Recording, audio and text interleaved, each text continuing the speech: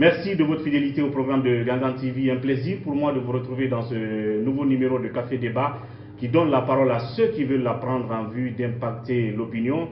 Aujourd'hui, nous parlons de politique et des sujets du moment, c'est-à-dire le débat houleux autour de la question de constitution. Faut-il une nouvelle ou rien du tout?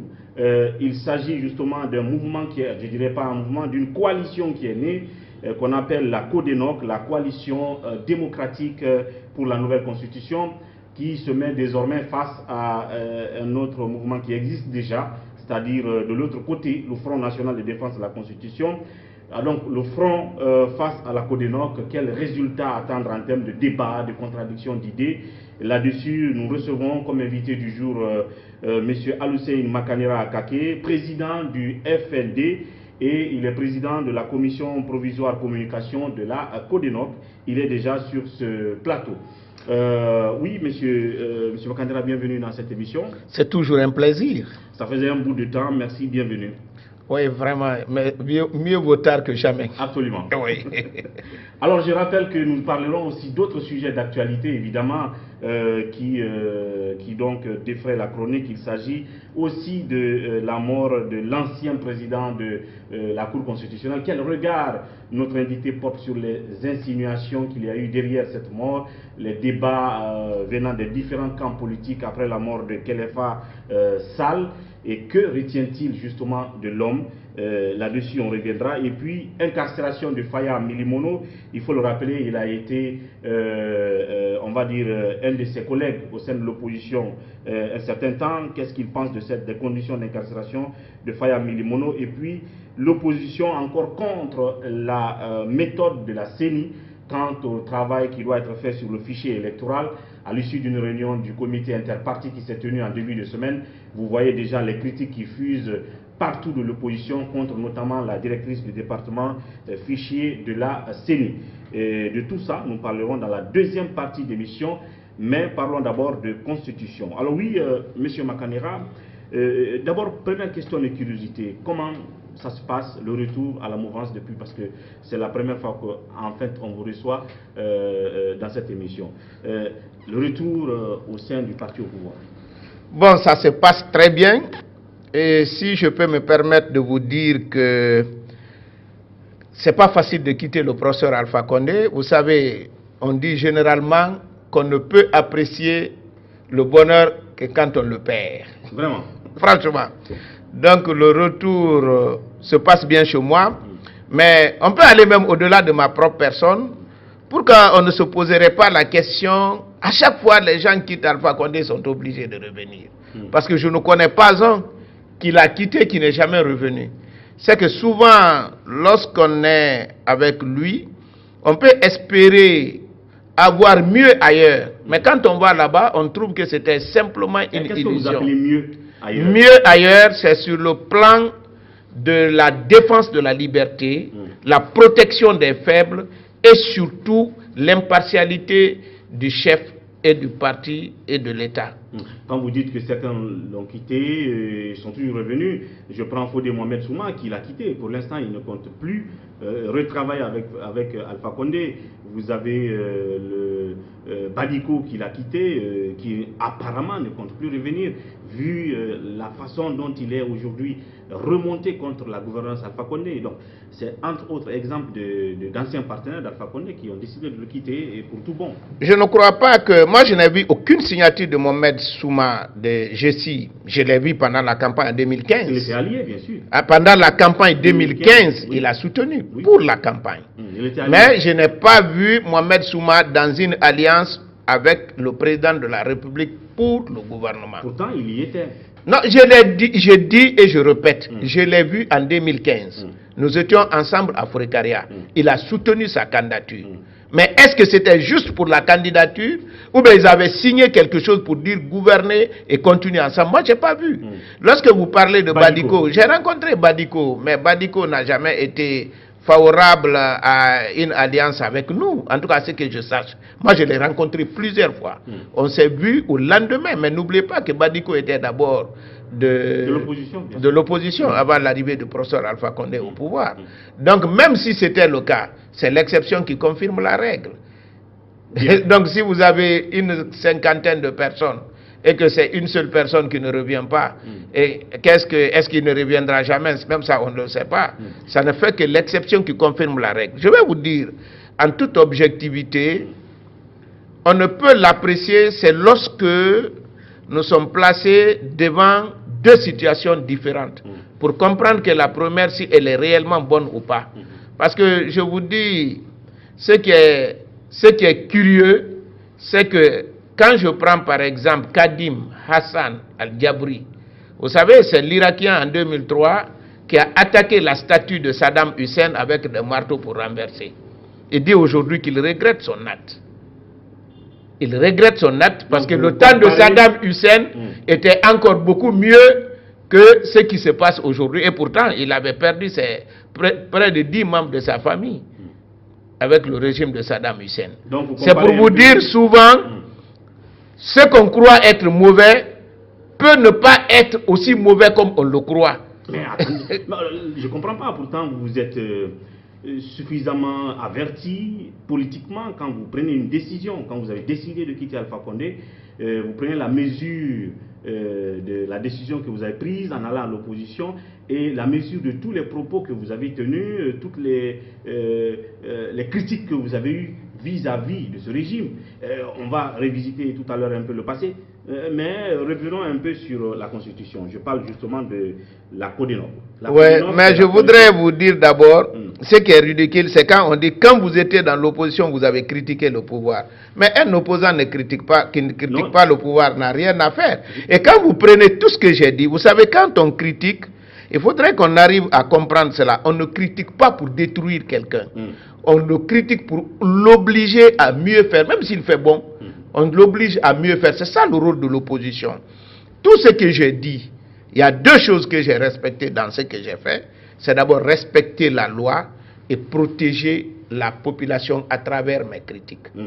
Bien, en parlant donc de constitution, aujourd'hui vous avez créé la CODENOP qui est le symbole de votre volonté, coûte que coûte, vaille que vaille, à pousser le président Alpha Condé vers une nouvelle constitution.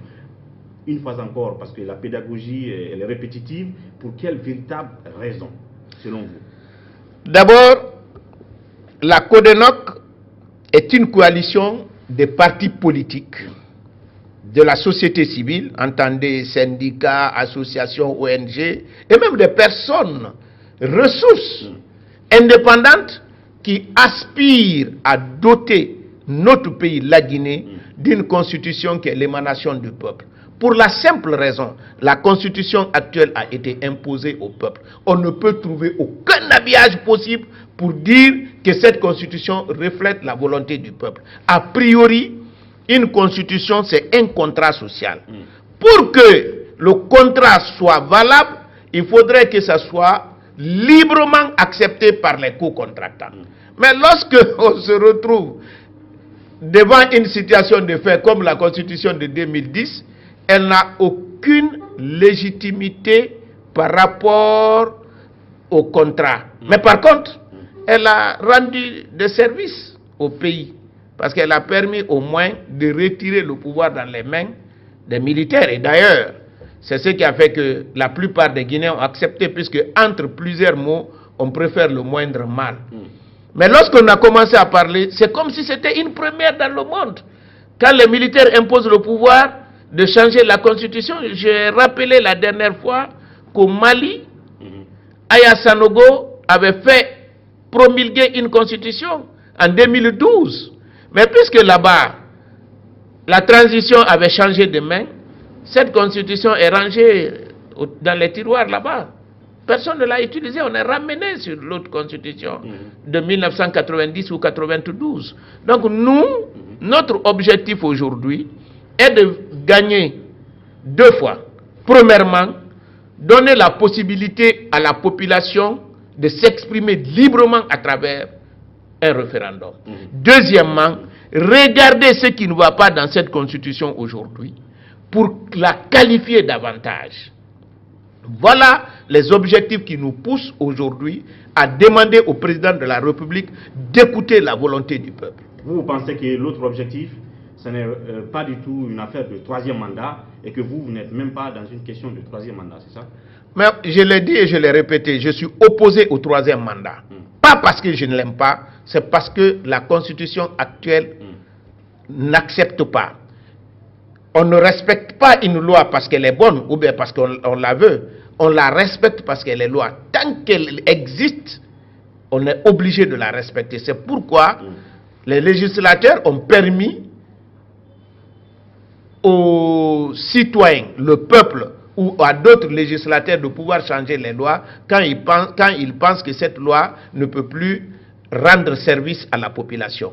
Donc, je suis contre le troisième mandat. Troisième mandat, on parle avec cette constitution. Donc, tant qu'elle est en vigueur, je suis opposé. Bien. Je l'étais hier, je le suis aujourd'hui. Et si demain cette constitution est là, je serai encore opposé parce que je suis légaliste et républicain. Tant qu'elle est en vigueur, vous êtes contre. Ça veut dire que si on a une nouvelle, on pourrait avoir une sorte d'autre troisième mandat pour le même président et là, vous pourrez vous y accommoder. D'abord, il faut être clair. Lorsqu'on a une nouvelle constitution, il n'y aura pas de troisième mandat.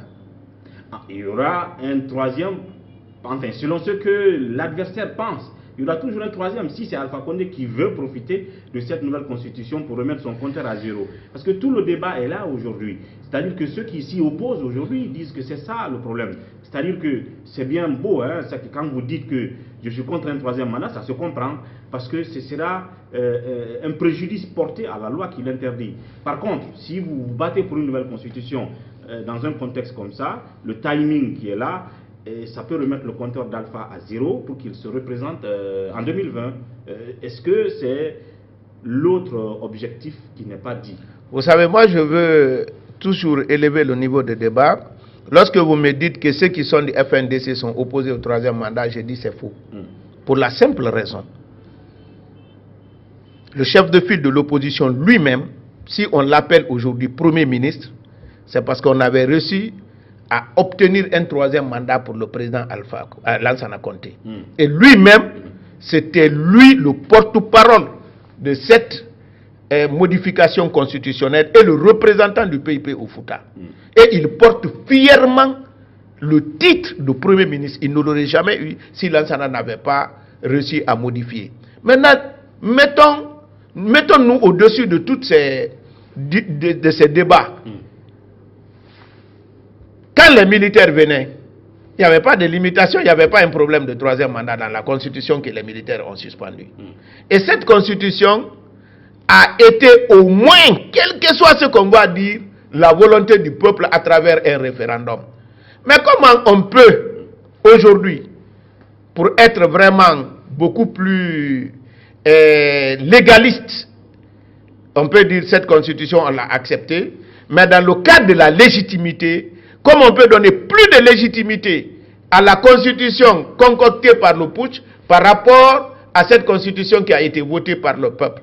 Comment le peuple dit on ne limite pas, les militaires viennent, ils limitent, on prend ça comme la parole de l'évangile, on laisse ce que le peuple a voulu. Moi je pense, laissez le peuple décider à travers une constitution si ce peuple a besoin de la limitation ou pas. Dès que nous serons dans une nouvelle dynamique, moi je pense qu'il faut regarder le peuple. Ces gens-là qui disent aujourd'hui FNDC, ils ne sont nullement opposés à un troisième mandat. Pour preuve, jusqu'à présent, le chef de file de l'opposition se fait appeler Monsieur le Premier ministre. Bon, alors, beaucoup ne comprennent pas Makanera qui retourne aujourd'hui à la mouvance, mais en même temps qui crie pour une nouvelle constitution.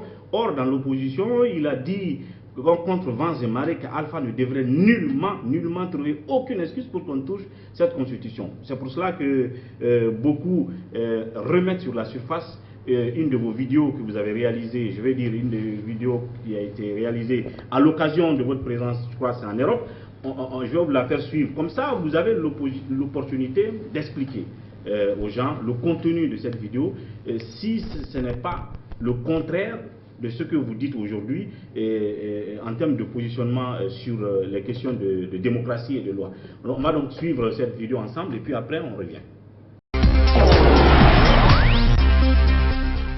Je dis, s'il y a un seul sacrifice à donner pour le pas de Alpha Condé un troisième mandat, je suis prêt à me me donner en sacrifice comme un gros taureau. Donc, je vais vous dire la vérité. C'est dans les moments difficiles que les peuples écrivent les plus belles pages de leur histoire. Aujourd'hui, notre pays est en train de traverser l'un des moments les plus difficiles de notre histoire.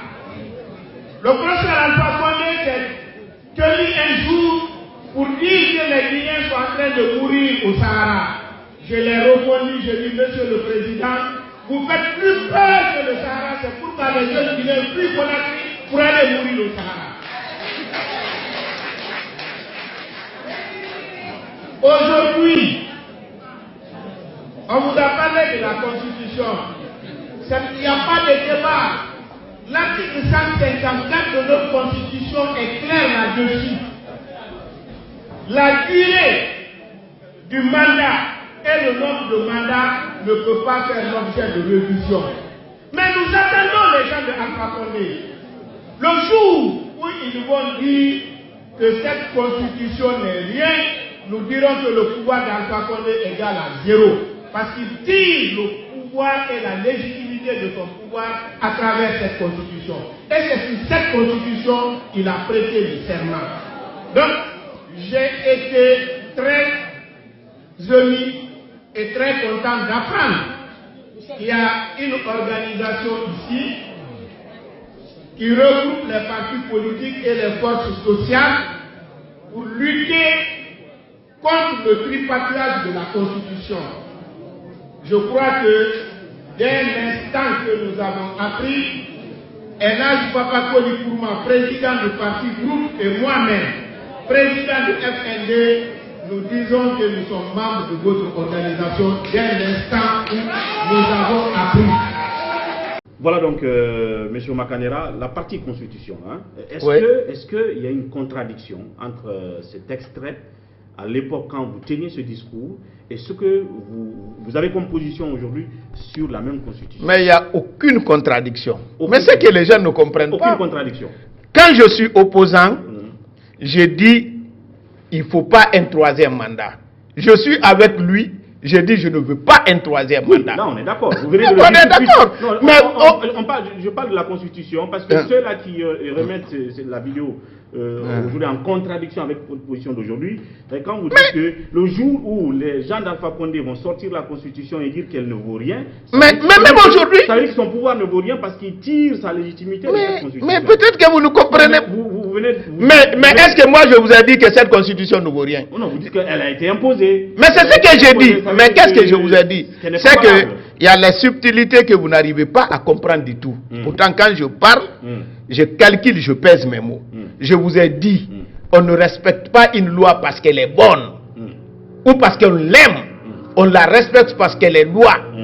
Tant qu'elle est en vigueur, c'est elle qu'on doit respecter. Je dis donc, si on dit qu'elle ne vaut rien, si on dit que la loi ne vaut rien, elle tire sa légitimité là-bas. Mais s'il y a une nouvelle constitution, c'est elle qui est constitution, celle-là n'est plus. Voilà, mais aujourd'hui, le discours c'est quoi? C'est qu'on dit non, on nous l'a imposé, c'est une loi qui n'est pas valable, c'est le discours qui est tenu par ceux qui promeuvent la nouvelle constitution. Mais c'est que vous n'arrivez pas. Mais écoutez, donc, une contradiction, je vais vous aider. Peut-être que vous ne comprenez pas encore. Je reprends. On a deux possibilités. Soit on reste avec cette constitution, on est obligé de la respecter. Et puisque le constituant d'aujourd'hui ne peut pas empêcher le constituant de demain de faire une nouvelle constitution, on va dans le cadre de la nouvelle constitution. Dès qu'il y a une nouvelle constitution, on ne dit pas que ça, c'est la constitution là ne vaut rien, c'est qu'elle est remplacée. Mais tant qu'elle est là, c'est elle la constitution. Donc on est obligé de la respecter. C'est pourquoi quand vous m'avez posé la question tout de suite, pour un troisième mandat, j'ai dit je suis opposé au troisième mandat aujourd'hui, je suis opposé au troisième mandat de demain. Mais si je suis opposant, c'est pas à moi de donner la solution à Alpha Condé. Non. Mais c'est ce que vous ne comprenez pas exactement. La solution de dire, il faut laisser cette constitution-là, il faut faire une nouvelle constitution. Ce qui arrange celle d'aujourd'hui, je vous ai dit qu'il n'est pas opposé à une affaire de troisième mandat. Ce qui l'arrange, c'est comment empêcher Alpha Condé d'être président de la République. Sinon, lui-même, ce qu'il a donné à Lansana, Il est incapable de donner ça lui-même. C'est-à-dire troisième mandat. Il a donné troisième mandat à Lansana. Si lui il est là, vous pensez qu'il ne va pas se donner troisième mandat? Non. Il va se donner. Mais donc il n'est pas Ce opposé. n'est pas un démocrate. Hein? Mais il n'est pas. Non, c'est-à-dire la démocratie, c'est la volonté du peuple. Lansana est passé par le peuple a adopté, c'est fini. On ne peut pas dire que c'est la dictature. Ah bon? Il faut avoir le principe. Vous savez, nous, on a un problème. Tous nos débats sont orientés sur des personnes physiques. Alors que les débats doivent être orientés sur les principes démocratiques. Effectivement. Qui est démocrate? C'est celui qui se plie à la volonté du peuple. Si Lansana organise un référendum et que les Guinéens se proclament en majorité en faveur du texte référendaire, on ne peut pas dire qu'il est dictateur. Oui, ça c'était... et qu'il est dictateur. Même, oui. Maintenant, et des règles qui étaient édictées dans la Constitution. Maintenant, oui. Aujourd'hui, comme vous l'avez dit dans la vidéo, il y a des aspects qu'on ne doit pas toucher. Mais ça, c'est lorsque c'est cette Constitution. Oui, oui. C'est ce que je veux que vous là où je compreniez. viens maintenant, quand vous dites qu'il y a des aspects dans cette Constitution, oui. il faut changer. Maintenant, en revenant sur cette vidéo où vous disiez la durée du mandat, oui. Et la durée du mandat et le nombre de mandats ne peuvent faire l'objet d'une révision. Maintenant, aujourd'hui, le souci avec ceux qui sont farouchement opposés à votre opposition, c'est que vous allez passer par un moyen sans doute pour toucher ces aspects qui sont dits intangibles. Est-ce que dans votre démarche, la démarche de Makanera, dans ce combat de la Codenop, orienté dans ce sens, ou est-ce que vous n'êtes pas pour cela aussi? C'est important de le savoir. Ce que je vais vous dire, je vois le problème de la plupart des Guinéens. Vous savez, même lorsqu'on se met dans l'esprit de cette constitution, vous savez, lorsqu'on veut faire simple révision, l'Assemblée nationale, si le président a la majorité à l'Assemblée nationale, il peut modifier la révision de la constitution sans passer par le référendum. C'est pourquoi quand c'est verrouillé comme ça, on ne peut déverrouiller que par le peuple. Je ne sais pas si vous avez compris. Oui. C'est-à-dire, si on n'avait pas dit que cette partie ne pouvait pas être révisée, lorsqu'on veut réviser, le président a deux possibilités. Le référendum ou passer par l'Assemblée seulement. Lorsque le projet ou la proposition de loi de révision, si le président veut le faire passer le projet par la seule Assemblée nationale, le projet adopté par les 2/3 des membres de l'Assemblée nationale. Maintenant, puisque cette fois-ci, il y a eu un verrouillage, pour déverrouiller ça, il faut tenir compte du peuple. C'est ça l'aspect qu'il faut, à travers un référendum. Voilà. Parce qu'il n'y a rien qui peut empêcher un peuple de changer sa constitution. Donc, mais ça peut empêcher un groupe de changer certaines dispositions constitutionnelles. C'est-à-dire, à chaque fois qu'il y a une loi, ce qui est important, c'est la sagesse qui est cachée derrière la loi. Donc, pourquoi on a verrouillé? D'abord, je ne parle pas de ceux qui ont verrouillé, ils n'ont aucune qualité de verrouiller ce que le peuple a déverrouillé. Mais oui, le peuple dit il n'y a pas de limitation. On copte certaines personnes pour dire non, il y a limitation. Mais puisqu'on l'a accepté, c'est devenu une loi. Elle s'impose à nous. Heureusement que cette loi, on peut la changer. Non, vous avez dit dans la vidéo qu'on ne peut plus toucher ça. Non, j'ai dit la loi, la constitution, on peut la changer. Non, les deux parties là. Non, c'est lorsque c'est la révision. Donc jusqu'à présent, vous ne m'avez pas compris. Non, au référendum qui arrive là, que vous voulez qu'on fasse, la Codenop, est-ce que maintenant dans votre démarche, entre autres articles que vous voulez qu'on change, qu'on améliore, qu'on adapte à la réalité, est-ce que vous avez comme projet qu'on change maintenant la durée du mandat et le nombre de mandats? Je crois jusqu'à présent, il y a des petits problèmes de compréhension. D'abord, je vais vous dire, lorsqu'on a une nouvelle constitution, on va se retrouver dans la 4e République. Et dès qu'il y a une nouvelle constitution, on ne parlera plus d'intangibilité. Parce que cette constitution-là ne parle que d'elle-même. Elle ne parle pas d'une autre constitution. Je comprends. Donc, l'intangibilité là, à supposer même quand il y a l'intangibilité là-bas, cette intangibilité va commencer le jour où cette constitution est promulguée. Je suis d'accord. Je vais dire, parce que vous avez un projet pour la nouvelle constitution. On n'a pas de projet de constitution. Et là aussi, j'ai entendu beaucoup de Guinéens poser des questions comme ça. Là, mais je leur dis, ceux qui me regardent maintenant là, quand vous voulez construire une maison, quand j'ai une idée de construire la maison, je commence par chercher un terrain. Je ne dis pas il faut que j'ai un plan d'abord. Je cherche un terrain. C'est quand j'ai le terrain, je fais les études sur le terrain. C'est-à-dire? C'est-à-dire il faut avoir le terrain, il faut faire les études pour savoir quelle est la maison que ce terrain peut supporter.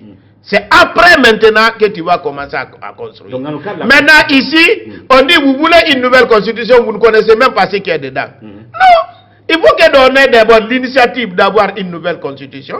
Si cette initiative est acceptée, qu'on cherche à savoir maintenant ce qu'on peut, ce que nous on veut dans la constitution. Non, M. Makanera, est-ce que ça c'est la méthode? Mais c'est la méthode, partout dans le monde. Donc les gens vont d'abord voter pour dire non, oui. Non, vous n'avez pas compris. Non, il faut qu'il y ait la volonté d'abord, exprimée par les gens. À travers?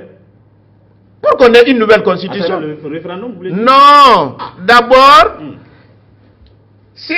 Vous êtes en train, vous, d'exprimer cette volonté déjà. C'est ça. Votre camp. Nous voulons une nouvelle constitution. Voilà. Maintenant, si le principe est accepté, maintenant on va débattre. Accepté par qui? Par le peuple et par le président de la République. D'abord, il faut faire admettre. Plusieurs cerveaux là n'ont rien créé. Même l'initiative de la constitution, même la démocratie, c'est un cerveau qui crée, les autres suivent. D'abord, vouloir une nouvelle constitution en Guinée, moi je ne sais pas qui a été le premier à décider, mais c'est quelqu'un qui a dit pour la première fois. Bien. Les autres ont suivi après. Si l'élan populaire qui s'est dégagé maintenant, cet élan est suffisamment représentatif pour amener le président de la République à accepter le principe. Si le principe est accepté maintenant, on peut voir maintenant, demander au président de faire un projet de constitution. Ce projet-là aussi n'est pas la constitution, il faut que les gens comprennent. Le projet, c'est un simple projet qu'on va soumettre au débat. Chaque Guinéen, chaque entité, chaque groupe va chercher à retrouver dans la constitution ce que, et ils veulent que ça soit dedans. Au cours des débats, le pouvoir en place et ceux qui veulent une nouvelle constitution verront ce qu'il faut maintenir en fonction de la réaction de la population. Maintenant, si on veut faire passer la constitution, on prendra les points pour lesquels la majorité des Guinéens sont d'accord. Maintenant, c'est après avoir mis au référendum et adopté, on parle constitution. Mais si on commence à dire que nous avons déjà la constitution avant de faire accepter le principe, c'est comme si vous mettez les charrues avant les bœufs. Bien. La CODENOC, la coalition démocratique pour la nouvelle constitution, vous espérez vraiment que ça va passer? Face à vous, il y a un élan de contestation partout, en Guinée, en Europe, aux États-Unis, un peu partout, et qui est symbolisé par le FNDC. Et d'ailleurs, le FNDC, je ne sais pas si c'est le FNDC ou un autre mouvement, dont vous avez dit être membre automatiquement dans cette vidéo, c'est-à-dire que s'il y a un mouvement qui est contre un changement intripatoire de constitution, vous êtes automatiquement membre, mais qui est aujourd'hui face à la CODENOC. Donc la CODENOC face au FNDC, est-ce que vous pensez que ce n'est pas perdu d'avance?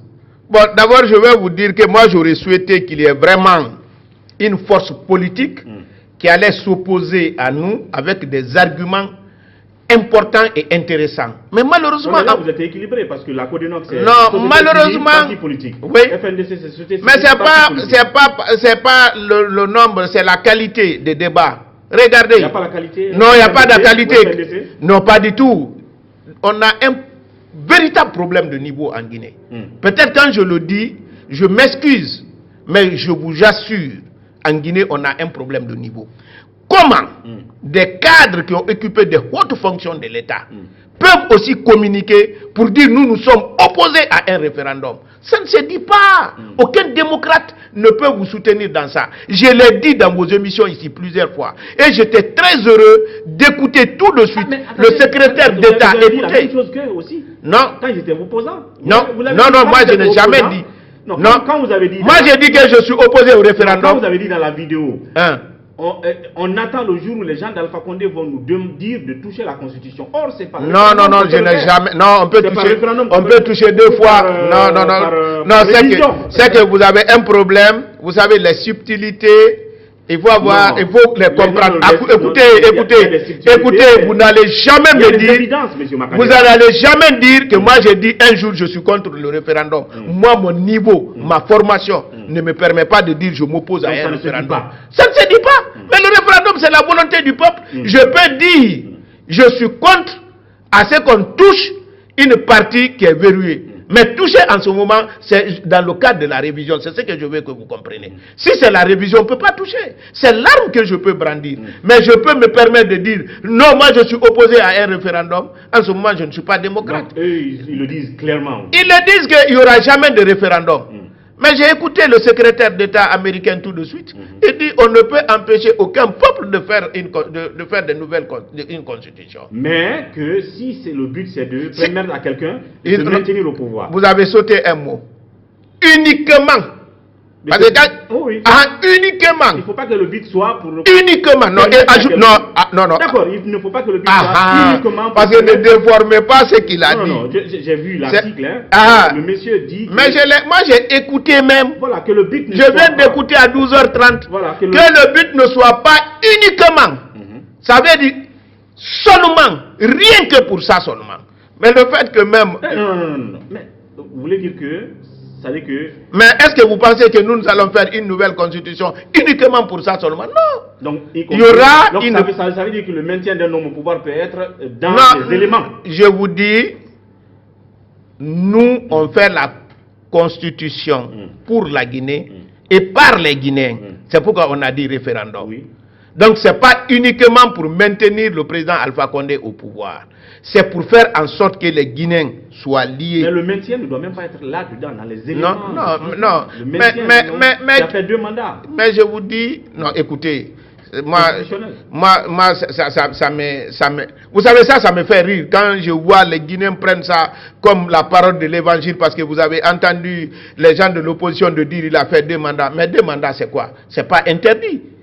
Non, c'est la Constitution dit, bien sûr. Mais maintenant, s'il n'y a pas cette Constitution, c'est pas l'enfer.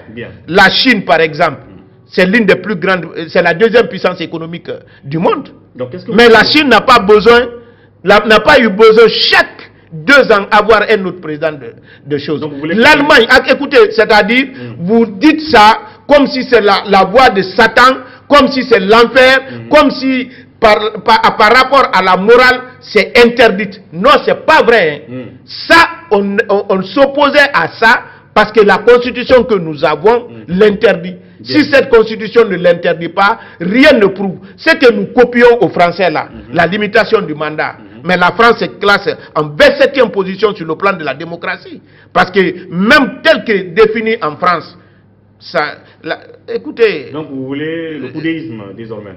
Non, moi mon principe, le peuple est souverain. C'est au peuple de décider de limiter le mandat de quelqu'un. Même le premier mandat. Si vous êtes élu, vous ne faites pas ce que le peuple a besoin. Le peuple doit vous faire partir. Il faut créer ces conditions. Mais quand j'entends les gens des FNDC, non, nous sommes opposés à la nouvelle constitution. Ceux qui veulent de nouvelles constitutions, c'est des putschistes. L'Américain les a répondu. Je leur ai dit, aucun homme, un démocrate, celui qui sait ce qu'il fait et dit, il ne peut vous soutenir dans ça. Bien, on revient tout à l'heure. Une pause s'impose et puis on se retrouve pour quelques minutes. On a déjà fait le maximum de temps dans cette première partie. Juste après quelques secondes, on se retrouve. Merci de nous retrouver dans cette deuxième partie de Café Débat et nous sommes, comme vous l'avez compris au début, avec le bouillant Al-Hussein Makanera Kaki, ancien ministre de la Communication, président du Front National pour le Développement et il est aujourd'hui président de la commission intérimaire de communication de la CODENOC, la coalition démocratique pour la nouvelle constitution qui est née il y a seulement quelques jours, qui se battent farouchement pour que la Guinée soit dotée d'une nouvelle constitution et il se bat aussi pour trouver des arguments pour légitimer cette démarche, convaincre les uns et les autres sur cette démarche-là et on va continuer un peu cet exercice pour 5 minutes avant de passer aux autres sujets.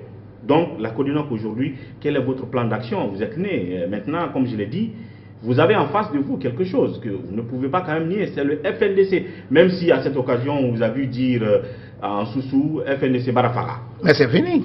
Dans un corps. Comment c'est fini? Dans un corps, il ne peut pas avoir la vie et la mort. Comment c'est fini? S'il y a la vie, c'est qu'il n'y a pas la mort. S'il y a la mort, c'est qu'il n'y a pas la vie. Ah bon? Donc, ils ont dit à Moulamfe, si à Barguelande, c'est que à Moulamfe Barafara, cela veut dire que ça ne marchera pas, est mort. Tout simplement parce que eux-mêmes, les hommes sur lesquels ils comptent, ces hommes sont en train de les rappeler qu'ils se sont trompés de combat et de cible. C'est-à-dire qui? Par exemple, quand je prends la France, lors de la célébration de la fin de la guerre, de la Grande Guerre, on a vu la déclaration sur les sites où l'ambassadeur de la France a dit on ne peut pas empêcher à un peuple de se doter d'une constitution.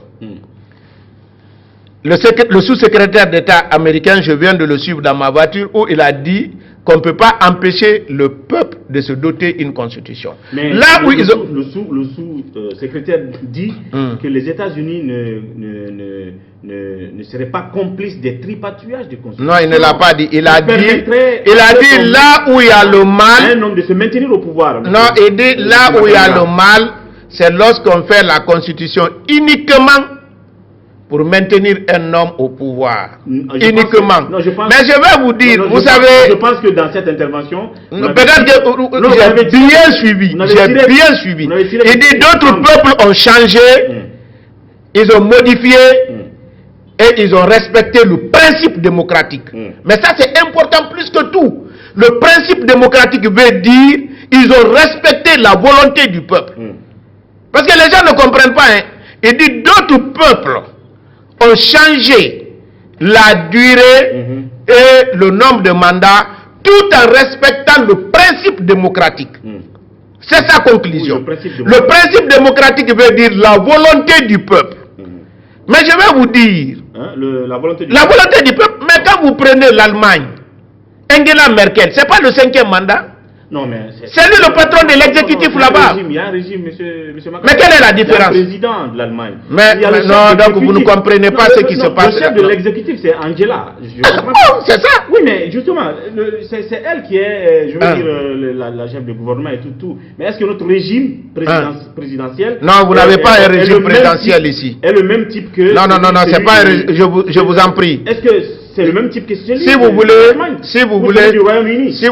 je vais vous expliquer vous-même, vous allez vous rendre compte que le régime allemand est beaucoup plus démocratique que le régime français, même avant le régime guinéen. Non, si vous voulez, je vais vous donner des informations. Parce qu'au moins, dans un régime parlementaire tel que l'Allemagne, c'est la volonté du peuple qui s'exprime à travers l'Assemblée nationale et la chancelière. C'est le peuple.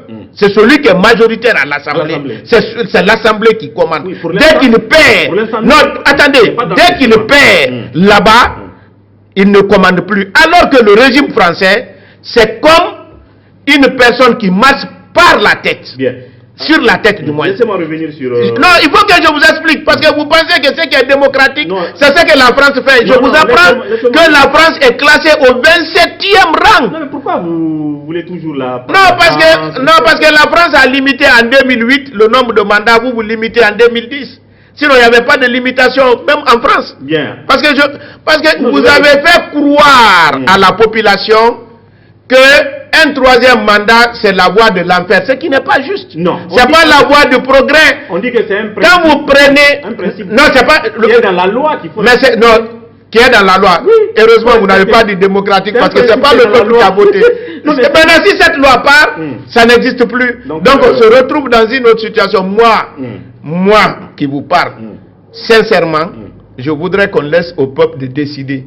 Alors je reviens sur le cas du sous-secrétaire américain. Oui. En tout cas, selon l'article qui est traduit ici, enfin qui est ici sur Mosaïque, où on dit que les États-Unis n'approuvent pas le tripatouillage des constitutions en Afrique en vue de se maintenir au pouvoir. Qu'est-ce qu'on dit ici? Vous avez sauté uniquement. Le monsieur Afrique de Donald Trump s'est donc prononcé sur la question dans une interview diffusée sur la radio France Internationale ce jeudi. Interrogé spécifiquement sur la situation politique en Guinée, Tibor Nagui a déclaré sans embâche que son pays est contre toute manœuvre visant à retoucher la constitution pour s'accrocher au pouvoir. Non, il n'a jamais dit ça. Mais je ne sais pas comment les gens peuvent déformer. Vous entendez ce qui vous a plu dans les... Non, il a dit, je répète, mais c'est sur le site de RFI, il a dit... Alors je vais sur la suite. D'abord, les États-Unis reconnaissent la souveraineté de chaque État et les États peuvent changer de constitution à leur guise. Mais nous avons un problème s'il apparaît évident que le président en exercice se sert de cela uniquement pour se maintenir au pouvoir. C'est ce qu'il a dit. Se sert de cela uniquement pour se maintenir au pouvoir. C'est ça. Là, maintenant, c'est ce qu'il a dit. Oui. L'autre, là, c'est un commentaire du journaliste. C'est son sentiment. Mais défendez, là où il dit le principe démocratique. Parce que c'est les deux éléments clés de son discours. En bas. La suite. Il ajoute que son pays ne verrait pas d'inconvénient à ce qu'il soit procédé à une révision constitutionnelle dans n'importe quel pays si celle-ci obéit à des principes démocratiques que sont la recherche du consensus et l'adoption par voie référendaire, c'est-à-dire une consultation populaire. Mais pourquoi on ne parle pas de ça? Oui, c'est ça le résumé. Non, attendez, tout ça est là. Non, c'est ça le résumé. Un débat, consensus, adoption par référendum, on ne parle plus de dictature. Le résumé que vous tirez, qui vous... Non, c'est ça le résumé. C'est ça. C'est ça le résumé. Qui vous importe, vous. Non, mais sortez-moi une autre partie de ce discours. Parce qu'il dit que... Il est contre le tripatouillage. Avant lui, je dis que je suis contre. Non, il dit le président en exercice... Je suis contre. Je vous ai dit, je suis un républicain légaliste. Tant que la constitution là est constitution, je la défends parce que c'est elle la constitution. Mais heureusement, le constituant d'aujourd'hui ne peut pas lier le constituant de demain. Et ce que je vais vous donner comme conseil... Et là où il dit que le président d'aujourd'hui ne doit pas se servir de cela pour se uniquement pour se maintenir au pouvoir. Oui, il a dit ça. Uniquement pour se maintenir au pouvoir. Par contre, ils sont favorables pour que les États changent leur constitution et qu'il y ait un débat et qu'il y ait consensus par voie de référendum en respectant le principe démocratique. Le principe démocratique veut tout simplement dire respecter la volonté du peuple. Si demain ce peuple de Guinée votait massivement favorable à la non-limitation de mandat, personne ne dira que ce n'est pas démocratique. Et ça se passe partout, même dans les grandes démocraties. Par exemple, en Allemagne, Angela Merkel est sur son 5e mandat. Pendant ce temps, en Angleterre, c'est la même chose, il n'y a pas de limitation. Et c'est là-bas les chefs. Oui, mais attendons qu'on change d'abord de régime, qu'on soit comme eux. Et alors, pour terminer cette partie, on a passé pratiquement toute l'émission sur ça. La Codenoc est née, comme je l'ai dit. Votre projet, c'est de faire tout pour convaincre le peuple qu'il faut doter la Guinée d'une nouvelle constitution et faire voter massivement le peuple en faveur de oui. Et vous pensez qu'on doit tenir ce référendum quand comment, étant donné qu'on a les législatives qui arrivent, qui ne sont pas tenues, on a la présidentielle de 2020 qui arrive.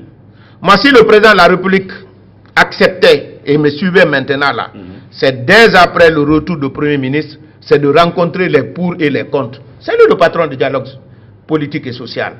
S'il y a un consensus, d'accord, s'il n'y a pas de consensus, on crée maintenant les conditions. Pour désamorcer la tension, il faut commencer par le référendum. Parce qu'ici, les gens sont moins exigeants quand il s'agit de leur représentation au niveau de l'établissement du fichier électoral, au niveau de la confection des cartes d'électeurs et autres.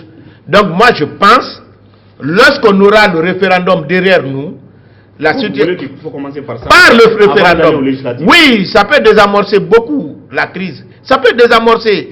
Parce que c'est là-bas. Et si c'est source de crise, vous pensez qu'il faut quand même... Non, ce n'est pas source de crise.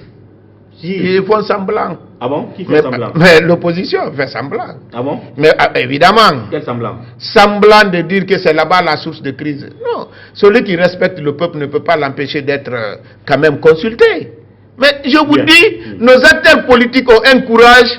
Je peux dire, c'est quelqu'un qui peut mettre... C'est comme quelqu'un, l'image de quelqu'un qui met un couteau sous sa langue pour aller affronter les gens avec des kalachnikovs. Vous ne pouvez pas dire que vous voulez la démocratie, la liberté, mais vous empêchez le peuple d'être consulté. Mais c'est un courage terrible. Il faut être guinéen quand même pour pouvoir passer à ça. Makanera Aloussé Kaki, ce plateau, évidemment, le débat... c'est important, on va le poursuivre peut-être prochainement avec un format contradictoire. Ça me fera plaisir. C'est nécessaire. Oui. Alors vous avez 2-3 minutes pour rapidement brosser ces 3 sujets. Khalifa Sall est mort, l'ex-président de la Cour constitutionnelle, avec des insinuations qui sont nées derrière. Ce que vous retenez de l'homme, incarcération de Faya Milimono, président du bloc libéral, parce qu'il aurait diffamé le ministre de la Justice, et puis l'opposition encore contre la méthode de la CENI au sujet des fichiers. Vous avez 3 minutes. Bon, rapidement, par rapport à Khalifa Sall, l'homme, je ne l'ai pas approché. Mais d'après les nombreux témoignages et sa prise de position, la Guinée perd un grand homme et un magistrat qui avait une conviction. Par rapport à l'insinuation, je suis dessus. Quand j'entends par exemple le Premier ministre nous dire que c'est parce qu'il a été limogé, donc il est humilié, il n'a pas tenu, il est mort. Un homme de caractère, de courage ne meurt pas parce qu'il a été limogé. Donc si on accepte ça, c'est comme dire ceux qui ont été limogés, qui ne sont pas morts, ils ne sont pas dignes. Ils n'ont aucune dignité. Parce qu'on dit que l'État est digne. Lorsqu'on l'a humilié, il est mort. Maintenant, ceux-là qu'on a limogés, ils ne sont pas morts, donc ils sont indignes. En tout cas, moi, je suis digne. On m'a limogé, je ne suis pas mort, je suis digne.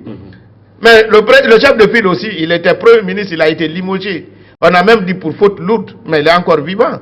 Donc il ne faut pas salir la mémoire de Kelefa. Il faut laisser les parents de Kelefa être fiers de l'image de leur père. Par rapport à Faya Minimono, je regrette qu'il soit en prison. Franchement, je ne voudrais pas que les acteurs politiques se retrouvent en prison, parce que tout simplement, quoi qu'il arrive, on va lier ça à la politique, bien que ça n'a rien à voir avec la politique. C'est entre deux personnes, bien que le ministre, c'est entre le ministre de la Justice et Faya Minimono. Je souhaite que le ministre accepte enfin le pardon et que les magistrats soient cléments. Mais moi, je suis opposé à la manière de Faya Minimono. Et d'ailleurs, vous le savez, je suis même opposé à la dépénalisation des délits de presse. Parce que c'est choquant que les gens puissent diffamer d'autres personnes, détruire leur image, leur honneur, pendant qu'ils n'ont aucun élément qui prouve. Il faudrait que quand... J'avais dit à Faya une fois, j'ai dit, monsieur le président, vous êtes docteur. Un docteur n'est pas obligé de tout connaître, mais il a l'obligation de dire au moins ce qu'il connaît. Donc par rapport à la CENI, bon, ça c'est récurrent, vous savez. L'opposition passé là, où l'opposition encore est contre les méthodes de la CENI. Et indexe finalement le président lui-même, Kébé. Bon, moi je pense que l'opposition est représentée à la CENI. Donc s'ils sont opposés à la méthode de la CENI encore, je ne sais pas est-ce qu'ils ont fait un bon choix. Le choix, ce n'est pas par rapport aux personnes. Hein. C'est la loi. Et pourtant, l'initiative de cette loi-là, c'est l'UFDG. Ça, je vous dis, hein, parce que j'étais là.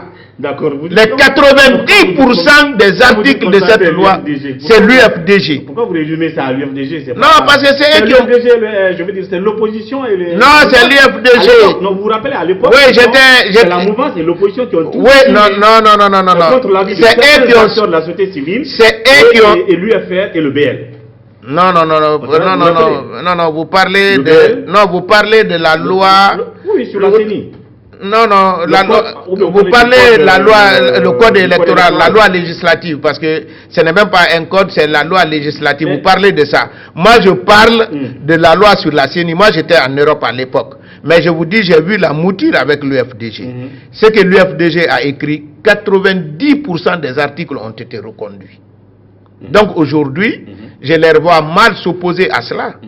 Parce que moi, j'avais dit qu'on n'a pas un problème technique à la CENI. On ne devait pas changer les hommes qui étaient là. On n'avait même pas besoin. Les enlever. Il fallait mettre des lois, des garde-fous pour permettre un fonctionnement normal et régulier de la CENI. Mais on avait besoin d'envoyer des parents et autres là-bas. On avait besoin d'exclure les alliés. Il faut envoyer. Bon, on les a envoyés. Donc vraiment, ils n'ont qu'à laisser les gens tranquilles avec leur CENI. C'est leur CENI à eux. Nous, on a été exclus. Il ne peut pas dire aujourd'hui la CENI n'est pas bonne. Hein? Vous autres partis politiques. Oui, on nous a exclus. On était bien sûr dans l'opposition. Mais quand ils ont fait, ils ont dit, bon, ils ont regardé tous les membres de l'opposition républicaine.